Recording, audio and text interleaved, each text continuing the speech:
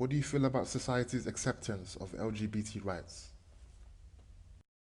So I think at the moment in society, overall, I don't know, it's like 50-50 because in a lot of countries, LGBT people still don't have a lot of rights. But then in other countries, they do. Having said that, even though they do have rights in those countries, they might still not necessarily be accepted in society. Um, Obviously, you've got transgender people included in that, and they have even less rights than LGBT people. Um, so I think it's a tricky question because it's like yes and no. Overall, we're moving forward, but it's at a very, very slow pace. Do you think the LGBT community activists are doing a good job of raising awareness for their rights? Yeah, I mean, I think overall, LGBT people are doing a lot for the cause. I think every day, even though you might not be campaigning, you're still representing that group of people, and you're still making a change because people are accepting that LGBT people are everywhere. You know, they're part of their friendship groups or their family or everything like that. So I think in general, a lot of people don't even know that they're campaigning, but they are.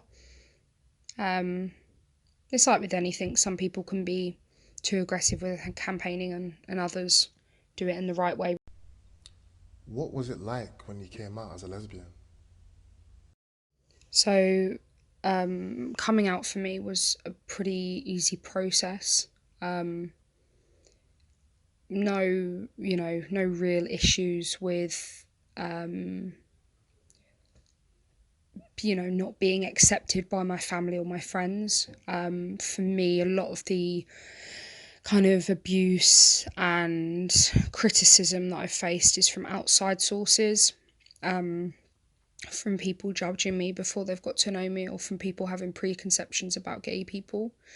Um, so my coming out process wasn't particularly difficult. Obviously, everyone finds it hard because it's a big part of you, but I didn't face any specific incidences. I know a lot of people that have been made homeless. They've been kicked out of their homes being gay, which is a pretty hard thing to go through. And luckily, I never had to face that. I was pretty lucky that my family accepted me for who I was, basically, and my friends are just the same. Everyone's pretty cool with it. Do you feel that being exposed to bullying and ridicule is the main reason why LGBT people choose not to come out? So I think a lot of people don't come out because of society's opinion on LGBTQ people. Um, I think, if we were in a world where no one cared, then yeah, of course, more people would be coming out because they know it's accepted. Um, and so I think the discrimination side of things is the reason why we don't come out.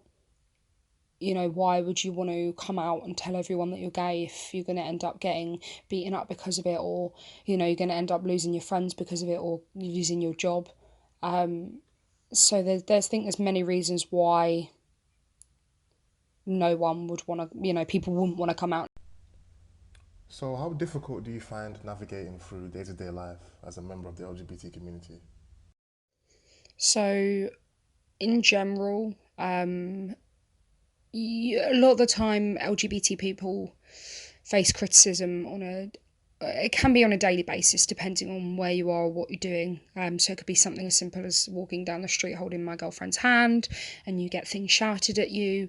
It could be kind of, for transgender people, it would be discrimination from day to day tasks, going to the toilet, buying something in a shop. Um, a lot of the time we kind of get grief for it is in London on a night out. Obviously going to the gay club, a lot of people kind of harass us as we leave the gay club, but things are improving in that area. Myself, I have been personally attacked. I was with a friend at the time. There was a group of us, and me and the girl were attacked for being gay together, and that was hard. That was really hard. It's just a pretty terrifying experience for two people in your face telling you that they're going to kill you for being gay, and that you don't deserve to live. They threatened to stab my friends as well. Yeah, it's a hard one to even talk about because it brings back a lot of kind of memories of that night. I was in therapy for a long time after that, dealing with the incident, and was diagnosed with PTSD as well. It's pretty traumatic thing to go through, being attacked for something that we're born that way, for just being in love and being attacked for that. So it's not always easy. It can be hard, but for the most part, I think take it in it's kind of, a lot of gay people take it in a positive way, and move it forward and use it as campaigning for change. Um, so I make a lot of films that are based on the LGBT community, and hoping that kind of pushes education forward. And yeah, there's two ways that you can go about it. You can either kind of go in towards yourself more and become more shy and less out after you get attacked, or you can kind of use it as fighting for change, basically. So day to day, there's not really anything that kind of affects me. For transgender people, one of my best friends, he is trans, and it's a very different experience because physically, a lot of the time he's kind of judged. He's judged on his gender, whereas for me, sexuality isn't necessarily obvious. But then for a lot of gay guys, if they're quite camp or they're wearing quite flamboyant clothes, they kind of get a lot of hate for it. So day to day, it really depends on who you are as a person. I don't find anything majorly, you know, overall it's okay. It's okay. It depends on what I'm doing. If I'm with my girlfriend and we're out in public, sometimes we can kind of face a bit of criticism and a bit of judgment from people. And I think a lot of it is just education. I don't think people necessarily understand that it's not a lifestyle choice. It's not something we chose. And at the same time, I think people are kind of scared of the unknown. They're scared of what they don't know or understand. They can't relate to us, so therefore they kind of are against it almost. But yeah, so day to day,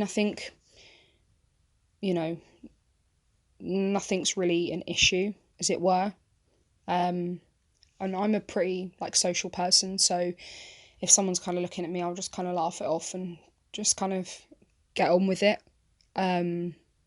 But yeah, so in terms of when I meet someone, disclosing my sexuality, I think it depends on the circumstances, on the kind of judgment of the conversation. If it's a job interview, you're not just going to kind of whack it in there. You'll be like, oh, by the way, I'm gay. It depends on the conversation. And if I find that someone's kind of hitting on me, then obviously I'll kind of just drop in the conversation, have a girlfriend. It kind of, exactly the same as a heterosexual person would drop in the conversation that they're with someone. So yeah, I feel confident disclosing my sexuality. I don't really have any issues with it. That's part of who I am. You either like me or you don't. And I think a lot of the time it ends up just coming up in conversation as well. So you'll just be talking with someone, and then it will come up in conversation that you have a girlfriend, and then it kind of gets onto the topic of you being out. So yeah, not really any issues with day to day. As we know, mental health is a huge talking point, especially in this day and age, in the society we live in today.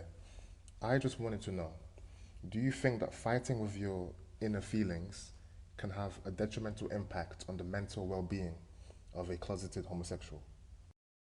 With regards to LGBT and mental health, it's a huge, huge problem. In general, the biggest killer of men under 45 is suicide and mental health related, and a large population of that suicide rate is gay men. I think most people I've met that are of the LGBTQ plus community have some sort of mental health issues as well. I think that comes from, growing up in the closet. It's a hard thing to do to, your teenage years are you figuring out who you are as a person. And when you know who you are as a person, but you know you can't do anything about it because society says it's wrong, it's a hard thing to go through. It's really hard. And I think that's the biggest thing that I found. And a lot of people I speak to say how hard it is to know deep down who you are, but not be able to live authentically. And I think that's why once people do come out, they're so flamboyant and over the top about it. I'm a very out there gay, and I'm a very flamboyant gay, and a lot of my friends are as well. And it's because, well, we kind of feel like we've earned that right. We've been in the closet, we've been hiding who we are for so many years, so why can't we now kind of show it off? And I think if society accepted gay people better, then yeah, 100% more people would be coming out. They wouldn't feel the need to be in the closet. What are your thoughts on the religious views on homosexuality? And also, do you feel that third world countries who have no LGBT rights are too far behind and have a backwards mentality? So at the moment, in the world right now, being gay is still punishable by death in a lot of countries, and in anyway 72 countries, it's illegal to be gay. So a lot of this, yeah, is in third world countries. The more developed countries have kind of developed a better government system, and there's more human rights and that kind of things. But Russia is pretty developed country, and it's still illegal to be gay there. So it is a tricky one. I think it depends on the country and its history and where it goes back. Religion comes into it quite a lot. I can't speak for everyone, but most of the time there's a big clash between LGBTQ plus people and religion. It doesn't really make any sense because I've met a lot of gay people, including some vicars, that are obviously run churches and they're okay with gay people. So I don't understand how, in one side of things, you can, if religion is a religion, how you can interpret it differently, and how, half people are okay with it and then the other half aren't. It makes no sense to me because I've met plenty of people that are okay with it. So yeah, I think a lot of it does come down to religion, especially in a lot of African countries where Christianity is very, very important. You kind of notice that a lot of those countries are ones where gay people will be stoned to death. That's quite a common thing. It is a tricky one because governments won't change laws or won't make rules if religion comes into it. Obviously, you look at Northern Ireland, homosexuality was only legalised in the last couple of years. Like gay marriage rather was only legalised recently in Northern Ireland, and that was because it's a very Catholic country. So yeah, a lot of the time governments aren't going to upset masses of people by changing a law that directly goes against their religion. What advice would you give to politicians and government officials on handling matters concerning LGBT rights? And also, do you think there will ever be an LGBT president or prime minister? I think the biggest issue that we face, especially at this current time, is you've got Donald Trump, and you've got you've got Boris Johnson, but you know two white upper class men, they can't relate to people, and I think that's the thing that is very difficult. Is how can you run a country and make rules and decide what's best for people when you can't relate to them? You know, you look at our government system, there's very few black people and there's very few gay people, and it's the same with America. And if you're not taking into account ethnic minorities or black people or different types of religion or different types of sexuality or even different types of gender, how can you decide what's best for most people? And so I think the government, I personally don't think anything will change because that's always going to be the way it's going to be. In terms of a gay president, or prime minister. I don't think so. I think when you've got mass people voting, I think it's unlikely. Um, it's a tricky one. I think that's always, you've got religion and you've got the government working together a lot of the time. If they don't agree with something, they don't agree with it. How well do you feel LGBT people are portrayed on film and TV? So, with regards to the film industry, I think it's again very similar to government situation. You look at the Oscars this year, there's not one mixed race, black, or ethnic minority person up for an award. It's all white men and women. So that's an issue to itself, let alone you put gay people on top of that. I think there is some representation, but not a huge amount. And the representation is on a very small scale. So you look at kind of niche programs. Netflix just released a series called AJ and the Queen, and that's about like RuPaul the drag queen. You've also got they released things like Riverdale and Sex Education. A lot of this stuff that they've got on Netflix has LGBT characters that are represented quite well in it, but they're not on a huge scale. When you think about the films that Hollywood is releasing, Moonlight was obviously a big one. Call Me by Your Name, Carol in 2015, but they're very few and far between. And even when they do, but having said that, when they do come out, they are represented in quite a good way. I think that the directors have done very well to represent the characters. I just don't think it's happening enough. A lot of the stories are very similar storylines and not perhaps targeting more controversial topics, or not. I think there's so much out there that you can tell stories about, but they're not necessarily picking those stories to be told, if that makes sense. And then in terms of TV, again, some of the characters are represented well. More modern day TV shows have a bigger, better representation.